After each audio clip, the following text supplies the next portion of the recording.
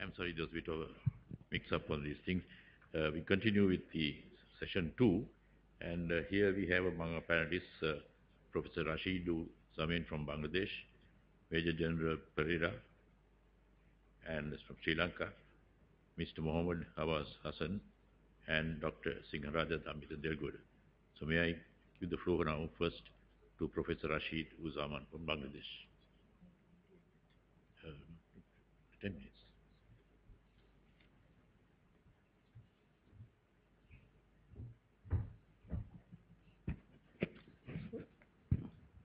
Thank you, sir, for giving me the floor. I missed the music, the rock music, which is not there today. So I know this is going to be extremely tough and, of course, a sleepy session for most of us. So I'll be very brief. I was not prepared for this. So it was decided all of a sudden. My course members decided that I was giving them too much trouble because I started talking about soft power and all that. So they finally decided that we will get him in the end. We will make him speak. So here I am. I listened to the four presentations. I enjoyed them greatly. Most of these things have been discussed time and again. In fact, over the last 2 days, we have been talking about these issues. We have been highlighting, we have been flagging them. What I'll do today is I will not go back to them. Rather, I'll share some of my thoughts with you, which may cover at least some of the topics which have been discussing for the last hour or so. First off, since Professor Christopher Coker is here, let us talk about Clausewitz. I mean, the Indian brigadier so beautifully talked about the future of wars and what that means for us. Do wars really change? That is also a very important question which we need to ask ourselves. And this, again, I think brings us back to another very elementary question, which is this whole idea that when we have a defense seminar and we are talking about so many security threats, are we not in a way going far away from the primary duty of militaries, that is to fight wars? So this is something which I think we need to ask ourselves, and we cannot lose this compass. And this brings me back. I will not go to Clausewitz because, again, Professor Christopher Coker is here, and I really do not know much about Clausewitz to argue with him. But I was thinking that whether we should reread Thucydides' History of the Peloponnesian War, where he says that men fight for three reasons: fear, honor, and interest. My question to all of the participants in this particular defense seminar is that are we seeing a world where these three things have gone away forever? And if the answer is no, then of course we need to go back. We need to go back to the question which I have posed to all of you. Are militaries moving far away from their primary duties? Is this concept of ever-expanding idea of security really a black hole from where we really cannot come back? Armies need to prepare for so many things, but at the same time, the question which automatically comes up is that what impact will all these have on the primary duty of militaries? This is, I think, something which we need to ask ourselves. So this is point number one.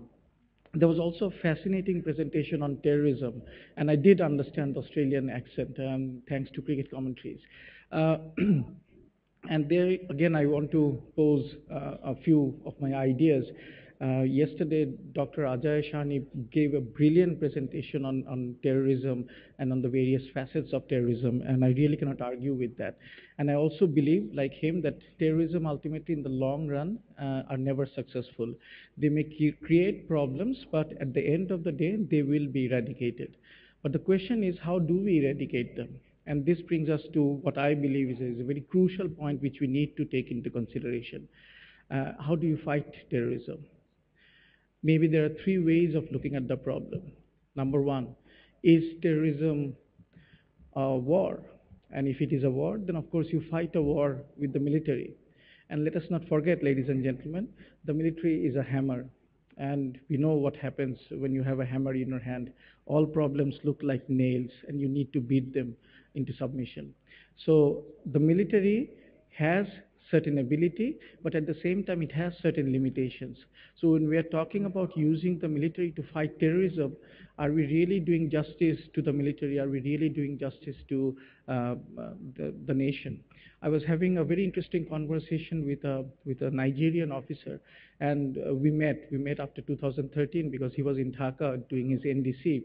and he heard me speak there again. As you know, I'm a teacher, I speak all the time, unfortunately. So he heard me speak, and we were talking about Boko Haram. And the crucial issue which ultimately came up was, of course, we were discussing a classic Clausewitzian problem.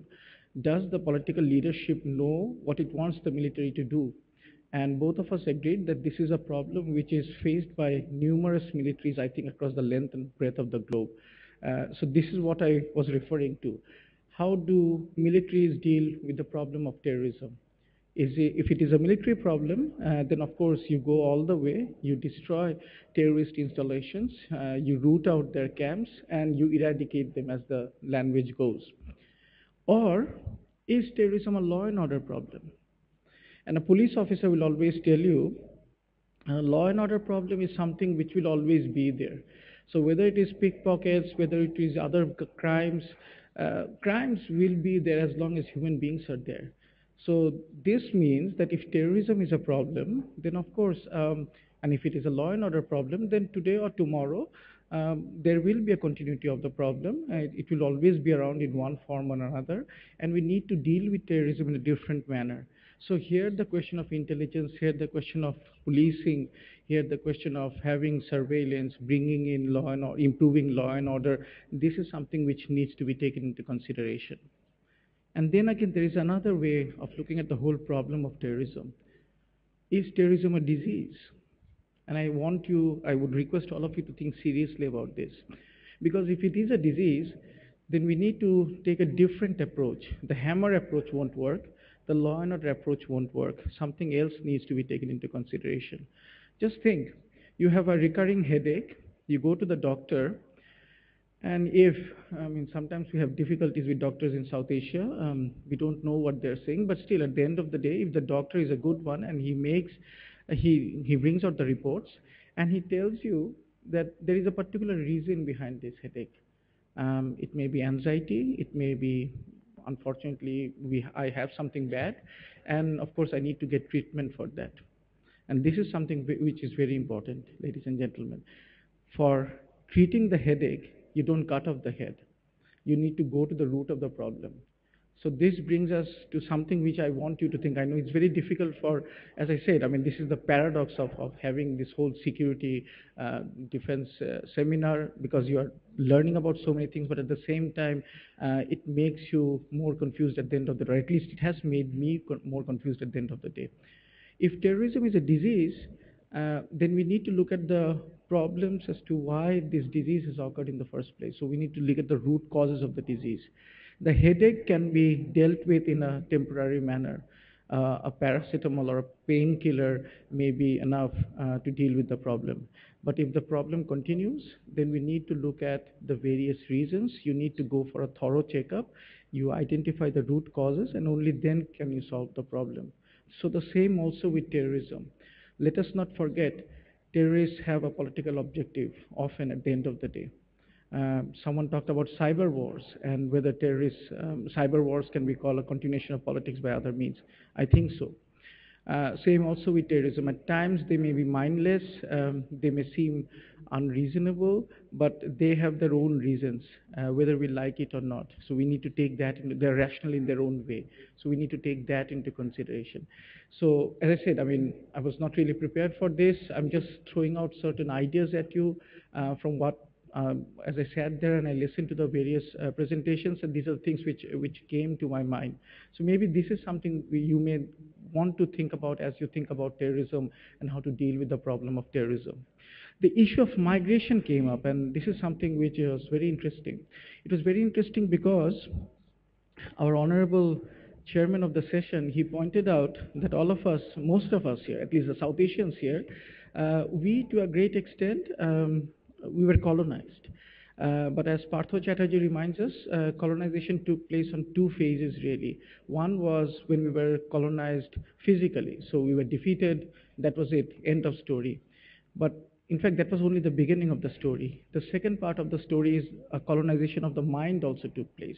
So the very fact that we speak in English with each other, the very fact that we often use Western frames of references for explaining a lot of things, that itself is a reaction, is a reflection of our post-colonial heritage, which of course to a great extent is tinged or colored by our colonial encounter. Colonies, okay, they taught us English, maybe they gave us Beatles, and they have allowed us to go and study in various great universities, Western universities.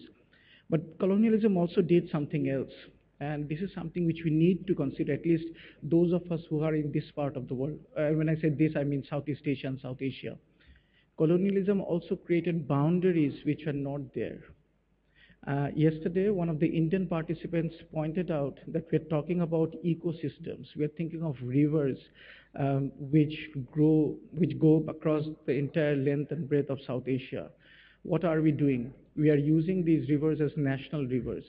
I don't mean to highlight any particular country, but I'm just pointing this out, and this is a recurring problem. It's happening in various parts of the world. So if you think of an ecosystem, a unified ecosystem, the same also comes when the issue of migration ultimately crops up. In other words, I want you to think, I want you to just contemplate for a time, for a moment, that when people move, is it because that historically it does not make sense for someone in Chittagong or someone on the Myanmar side of the border to trade with Mandalay or to trade with Dhaka when it makes perfect sense to trade with each other across what is now a border. So this is something which we need to take into consideration. And this is a problem which I think the entire South Asia is facing, the entire Southeast Asia is facing. I'll give you one example, and of course this comes from the colonial period, and then I will take my leave. Again, it was the British who, as our chairman pointed out, they have done a lot of bad things, they have done a lot of good things, but of course they have also used resources of the subcontinent to enrich themselves. And in the process, they opened up South Asia. Myanmar, or Burma as we used to call them in the old days, Myanmar as we call them today, we call it today, was opened up by the British. It turned into a rice-producing area, and you have people from two parts of India moving into this part of the world. Number one, you have South Indian moneylenders moving into Burma, and you have workers, laborers moving from what is present-day Bangladesh, particularly the Chittagong area, which is in the southeastern part of the country. So just try to visualize this. I mean, I'm sorry I don't have a video or a PowerPoint presentation that would have made things more interesting, but just try to visualize. So you have Myanmar, which suddenly becomes one of the world's largest rice-producing country. But how has that happened? That has happened because regional forces, or at least regional advantages, were brought by the British, South Indian moneylenders, laborers from what is present-day Bangladesh, southeastern part of present-day Bangladesh, and it is they who played a pivotal role into turning Myanmar into a rice-producing country. The same also applies for Malaysia, the tin and the rubber mines of rubber fields of Malaysia, and of course what is Singapore, so the crown colonies in other words. So this migration has been taking place for the last 150 years or so. It was something which brought in prosperity to the entire region. It brought the economies together. It brought ecosystems together. Come 1947, come 1971, come maybe 2011, suddenly borders are created. Suddenly you have impediments in this flow. So automatically, I mean, this is something I want you to again think. So automatically you're creating a crisis which was supposed to be, or an entity which was supposed to be an organic entity, and suddenly we have put up various obstacles over there. Now, let me be very clear. I'm not against borders. I believe that borders are important, at least because yesterday when I made a presentation, I pointed out to you, authorities must know where their boundaries lie, because only then they can apply force. So borders are there. But are these borders supposed to be like walls which will prevent people, which will prevent goods from moving across these borders and bringing prosperity to everyone. So these are the things which I want you to take away from this particular seminar, or at least from my take of the presentations which were made today. I will not speak for long. I mean, in fact, I'll stop here because, as I've already told you, I'm a teacher. I tend to speak a lot, and I tend to continue for forever. And I know this is extremely a hazardous thing to do, particularly when I have so many men in uniform. So I'll stop here, ladies and gentlemen. I wish you all the best, and I want to thank my Sri Lankan hosts, and of course all the panel members, all the participants who participated, because it has been an enriching experience. And at least I, for myself, have taken a lot from this seminar, and I hope to use this to teach my students in the days ahead. Thank you very much.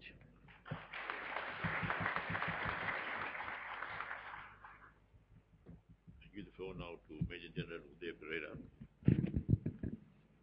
Mr. Chairman, Chief of Defence Staff, Commander of the Army, Navy, Air Force, past commanders, ladies and gentlemen, good afternoon. Previous speaker, my colleague, compared terrorism to a disease. I think you can compare. If it is a disease, if you don't give proper treatment, you will have to go for surgery. That is exactly what happened in Sri Lanka. My topic being changing contours of terrorism and security challenges. I will mainly focus on changing contours because the discussion was based in the theme that we had was on security challenges. When we talk about changing contours of terrorism, ladies and gentlemen, you have to dig into the history. You have to go to the 19th century, maybe mid, to Russia mainly. 1866, Alexander II's life was attempted by a terrorist. And it is considered as the terminus core of terrorism, the beginning of the first wave of terrorism and the start of the modern terrorism, that is 1866. This entire concept of terrorism started with a slogan. The slogan being propaganda by deed. Gentlemen, the contours may have changed, but this slogan has never changed. In the 19th century, they started killing the leadership. In Russia, Spain, you name it, in the entire Western world, they targeted the leadership, the political leadership. And in 1901, it came to a peak where the President of the United States, President McKinley, was assassinated. To be exact, on the 14th of September, 1901. Ladies and gentlemen, just see how the history repeats. 100 years after that, in 2001, 3 days prior to September 14th, September 11th, the Twin Towers were attacked. Pentagon was attacked. We do not know where the other aircraft went. That is exactly what the slogan means. Propaganda by deed. Today my friend from the Air Force showed a slide. The spectacular terrorist engagement, spectacular attack by terrorists on the Twin Towers. We repeatedly show it, deliberately show it, but not knowing we are giving into the hands of this slogan. I don't blame him or anyone else showing this slide. Whenever you go to the airport, when you have been asked to remove your belt, when you are asked to remove your shoes, when you are asked to remove your jacket, that is propaganda by deed. It reminds us how OBL, Osama bin Laden, attacked the Twin Towers and the most safest country in the world, United States of America. We never thought America can be attacked by a non-state actor. That happened. So that is the first contour of terrorism. But gradually, the contours did change. My namesake and my friend B.A. Pereira quoted David Repo, and he said that there had been 4 waves of terrorism up to now. First wave is the anarchist terrorism, which I described right now. Now these waves does not disappear. I agree with my good friend Professor. It converts to another wave. This anarchist wave converted, as per David Repo, to anti-colonial terrorism. But I don't agree with him. I know B.A. also did not agree with him. It is colonial and anti-colonial terrorism. Then it was converted into new left wave, or the communist and the Marxist wave. Then came the 21st century terrorism, that is the ethnic and religious terrorism. These are the contours of terrorism. Now, why I said I don't agree with David Repo on his explanation on the second wave. By definition, it is correct. And we are the first country in the 21st century to defeat terrorism because we had a good strategy. The strategy emanated from a definition. Our definition was premeditated, politically motivated violence perpetrated against non-combatants by a non-state actor. There are 5 ingredients to it. Now, theoretically, David Repo is correct, because a state cannot be a terrorist entity. But practically, you know, as the good professor said, the colonial powers gave us good things, many good things. Cricket, trains, infrastructure, but they also gave us terrorism. The seeds of terrorism and discontent in our country and our neighboring countries were sowed by colonial powers. There's no debate in that. And when I described this definition before going into the third wave of new left wave, ladies and gentlemen, you should know there is a component of social movement in any terrorist entity. As my good friend said, there are no military solutions to terrorism. It should be a whole of government strategy or a wholesome strategy which will work in defeating terrorism, as we did in Sri Lanka. Ours was a whole of government strategy where we isolated terrorists internationally, regionally and locally, and then used the military power to annihilate them, if I use that word. Therefore, going on to the third contour and the third wave of terrorism, it was the Marxist, socialist wave, which also we faced in early 1970s and late 1980s. That also we defeated. We are a unique country, ladies and gentlemen. Out of the 4 waves of terrorism, modern terrorism, we faced 3 waves. We bravely faced the second wave, that is the colonial wave. We defeated the third wave, that is the socialist wave, and we comprehensively defeated the 4th wave, that is the religious and ethnic wave. Ladies and gentlemen, now the question, the billion-dollar question is, what is the next contour going to be? What is the next wave going to be? I'm not a very good fan of Huntington, but there are many things that you can extract from the great essay he has written, Clash of Civilization. When you put David Repo's theory and Huntington's theory together,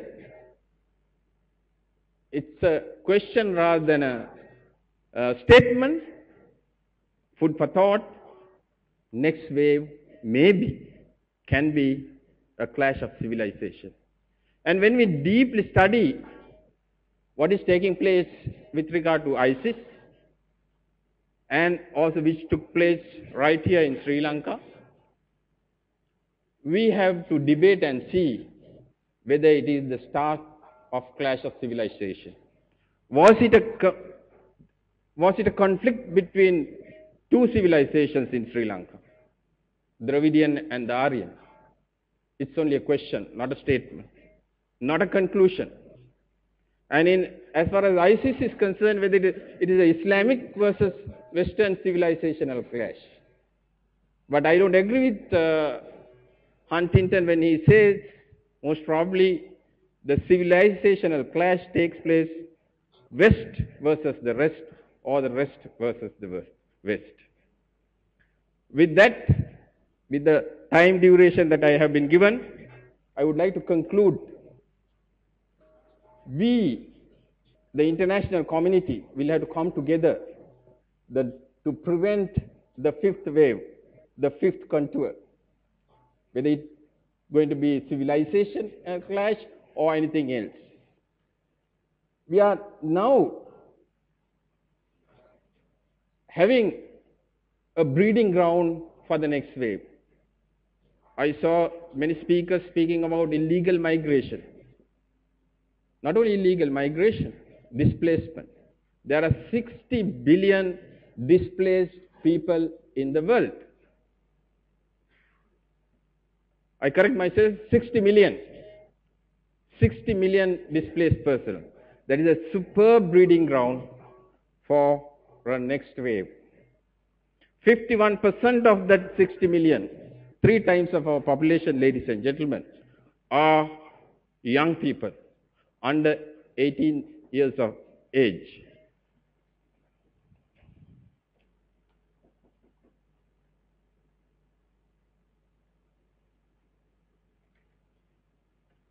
With that, I will conclude, and I thank you for your patient listening. Thank you, ladies and gentlemen.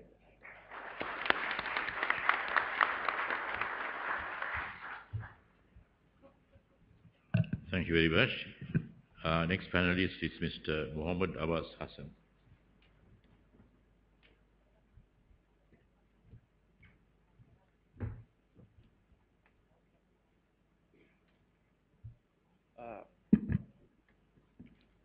Assalamu alaikum, Aiban, and good afternoon, ladies and gentlemen.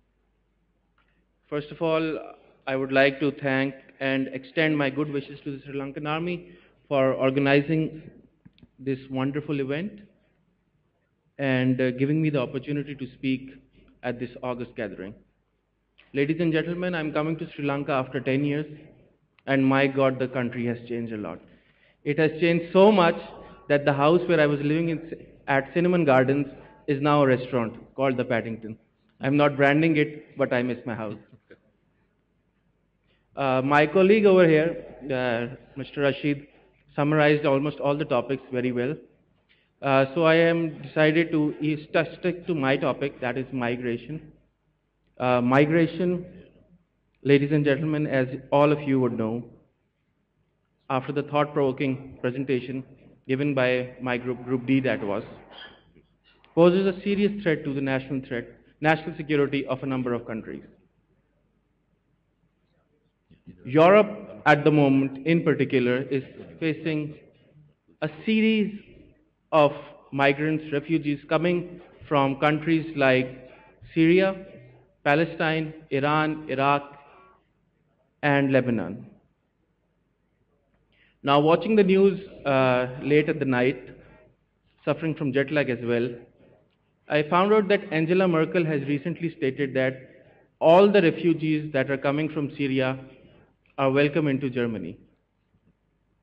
On the other hand, in the same news segment, it was said that countries like Hungary are actually moving in the EU and trying to change the asylum laws. Why? Maybe because they do not have the resources to tackle the refugees that are coming in. At the moment, as of now, there are almost 3,000 people, 300,000 people who have moved in to Europe from Syria. Now, taking the fact that there are 28 countries in EU, I don't think facilitating 300,000 people would be any problem for EU. But the catch here is that there are 3.5 million people waiting in line at refugee camps in Turkey and Lebanon. Now, what if they decide to move into Europe? Can the economies like Greece sustain such a high number of refugees moving into the country? Does Europe has the capacity to provide shelter, food, water, education, health facilities to those migrants?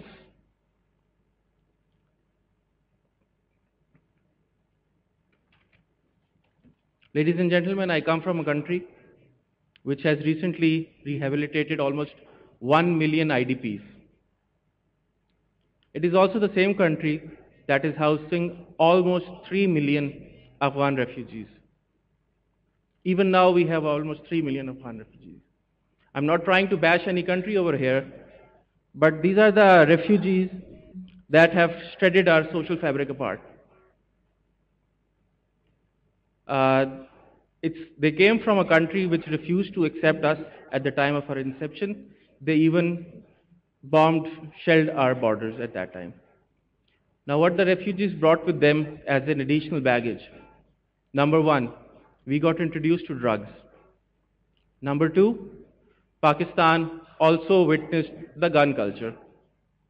Number three, now every single Pakistani who's traveling abroad has to get vaccinated for polio. So coming to Sri Lanka, I had to get those 2 drops in my mouth. And it has been proven through research that the polio germs are coming through the Afghan refugees. And that's not all. Unemployment. There is a huge youth bulge.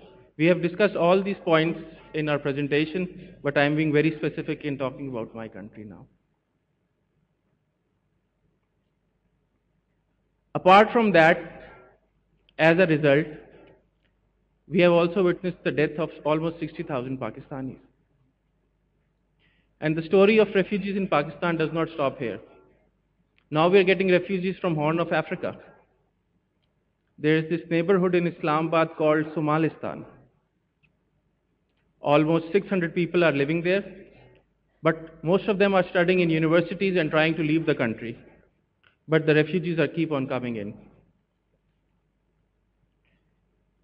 And like my colleagues, Dr. Cocker and Dr. Rashid, I would also be finishing on a pessimist note. Ladies and gentlemen, in the coming years, it is expected that almost 2 billion people will be affected from conflict. 2 billion. 2 billion is a huge number.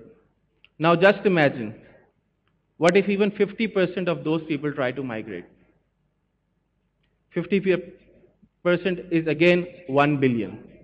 1 billion people migrating in the future. Who will facilitate them? Who will give them shelter? Who will provide them the necessities and the rights that they have? Do we have the resources? Can we do it? Ladies and gentlemen, I don't think we are prepared for that numbers. It's about time that we leave our differences apart and start actually look into the future and build a ground to actually entertain those visitors, those guests who will be migrating on humanitarian grounds. If we do not do it now, our generations will suffer. And this is something that we do not want to happen. We have already been suffering, and no one among us would like our generations to suffer. With that, I would like to take a leave because unlike it's been a long day, and unlike His Excellency of Chinese Ambassador, I would not like to, I was supposed to be the last speaker, but I would not like to take a long time, and I would like to just take leave on the note that it's about time we start preparing for future. Thank you.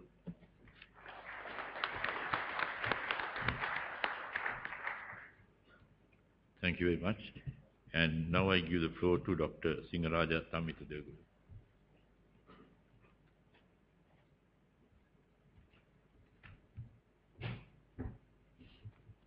Good afternoon, ladies and gentlemen. Thank you to the Sri Lanka Army for its invitation, and thank you for the promotion. I regret to inform you I'm not the director of the BCIS. The last time I saw him, he's very, very happy, but he may not be so happy now I've become promoted. I'm delighted to be here and actually to see many of my former students here, all of them in very, very high and responsible positions. I'm even more delighted to find that they're all still talking to me. This conference, and I congratulate the Army for this, it's about looking to the future. Future trends was the session I'm asked to comment on. Armies have to look to the future. This conference and the way it's structured, the participant part which we did today, is unusual. It's about sharing and looking to the future. It's about civilians listening to military people from all around the world, about policymakers listening to those who have to go and fight and then making up their minds. It's about sharing and learning. A lot of it is about asymmetric warfare, true. Now, asymmetry and asymmetric warfare is a very ancient concept, but it's entirely American. I mean, articulated, I think, in the 1995 US Joint Warfare Doctrine. But the observation which is made in the US in 1995, which I think we should all remember, is that the more you dominate, the more unconventional your enemies will become. And what I have learned in these last 2 days is about new dynamics, new regions, and new dimensions. These are the forms that conflict will take. The 21st century poses new threats and challenges. In order to respond, we must think and act very differently. There is a case study in Sri Lanka. We have faced an enemy who acted, thought, organized, and fought differently. To do that, we have had to change. We've had to throw out everything that we have learned, and we have had to adapt. No, these are not my words. These are the words of one of my former students, who I think was President Karzai's bodyguard, Lieutenant Colonel Wickramasekara. He has formed this idea of composite warfare. Actually, warfare and asymmetric war in the 21st century is composite. It's about thinking out of the box. We have to put aside comfortable ways of thinking and planning. We have to take risks and try new things so that we can prepare our forces to deter and defeat adversaries that have not yet emerged to challenge us. Okay, that's Donald Rumsfeld, it's not me, but this is exactly what we did in Sri Lanka. There is a rare window of opportunity for us as a nation and for the institutions of the three forces to learn and to share. It's a rare opportunity for the rest of the world to learn and to share. Ours is a widely talked of war. It is actually very little known. It is hardly studied at all. There are lessons to be learned here, ladies and gentlemen. And what I've learned, listening to my colleagues from Africa, from China, from Singapore in the afternoon sessions, is that we learn when we travel across continents. Our worldview does not work anywhere else. The LTT, an irregular and a guerrilla force, functioned like a conventional army. It had an air force, a navy. Actually, a lot of the things we're thinking about and been talking about are encapsulated in that kind of opponent. In order to combat it, we had to learn differently. We had to do new things. adopt new perspectives.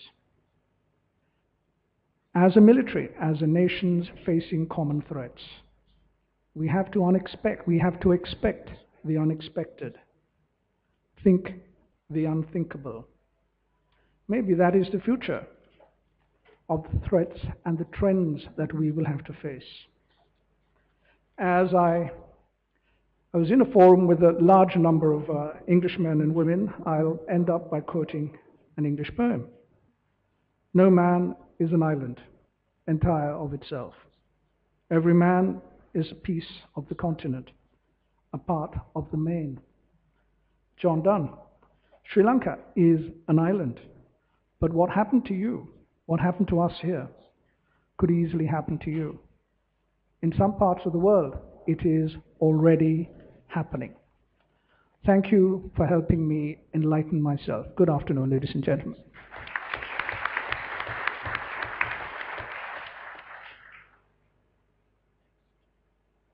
Thank you very much, Mr. Deguda. I think we've come to the last panelist for this evening, and now we have some time for questions. I leave it to you as to how much time you would want for questions, depending on what you wish to have clear.